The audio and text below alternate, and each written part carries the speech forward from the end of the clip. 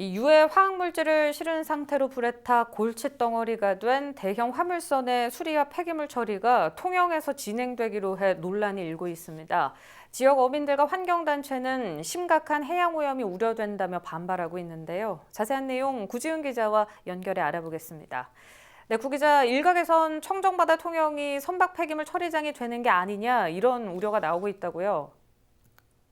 네, 그렇습니다. 일단 간단하게 내용을 짚어보면 지난해 울산에서 화재로 폭발해 17명이 다친 스톨트 그로이란트호가 이 통영 안전공단 성동 조선해양에 입항할 예정으로 해양수산부가 기항 허가만 내리면 바로 입항이 가능한 상태입니다.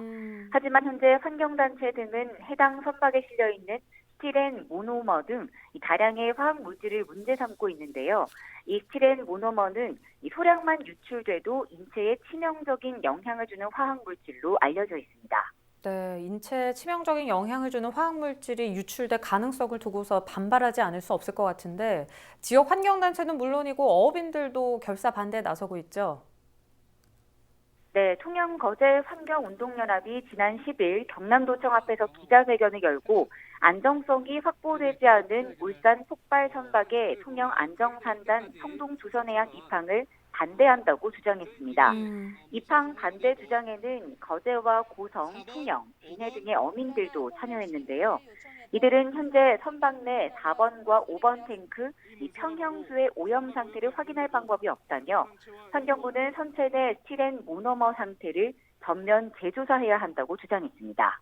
네, 성동 조선해양 측에도 이들이 선박 입항 자료를 요구했다고요?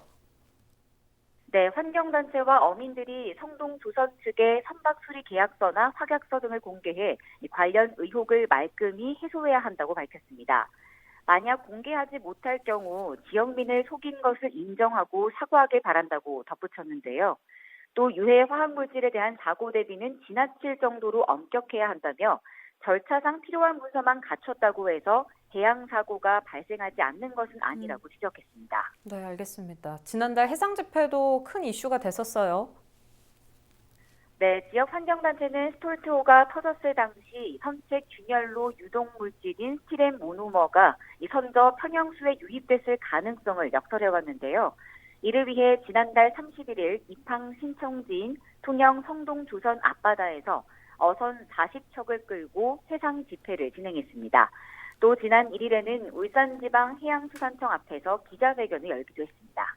네, 사실 안정산단은 중소조선의 메카라고 불릴 정도로 유명세가 있는 곳이기도 한데 폐기물 처리장이 되는 거 아니냐 우려가 나오는 데는 이 스톨트호 사례뿐만이 아니죠.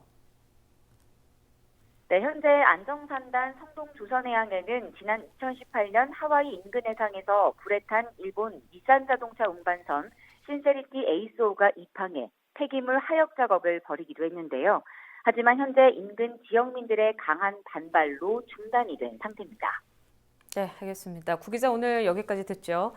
사실 화학물질을 처리한 뒤 통영 지역으로의 선박 수리행은 지역 경제를 위해서도 반대할 이유는 없어 보입니다.